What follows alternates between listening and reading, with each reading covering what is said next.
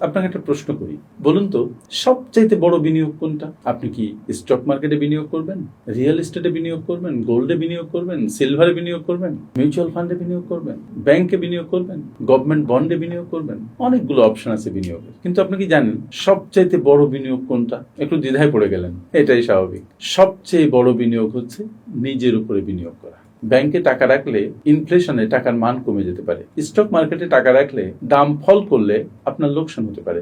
Mutual ফান্ডে টাকা রাখলে শেয়ার বাজারে যদি বড় দরপতন হয় এবং মিউচুয়াল ফান্ডটা যদি ভালোভাবে ম্যানেজ করতে না পারে যারা ম্যানেজ করে, তাহলে সেখানে আপনার লস হবে। কিন্তু আপনি যদি নিজের উপরে বিনিয়োগ করেন তাহলে এটা আপনাকে সারা জীবন ধরে রিটার্ন দিবে। এবং অন্য সব বিনিয়োগে লসের ভয় আছে, কিন্তু নিজের উপরে বিনিয়োগে এক বিন্দু লসের ভয় নেই, বরং এই রিটার্ন কয়েক শতগুণ থেকে কয়েক লক্ষ গুণ হতে পারে। তাই সবকিছুতে বিনিয়োগ করার আগে নিজের উপরে বিনিয়োগ করুন। আপনার টাকা, আপনার এফোর্ট, আপনার সময়।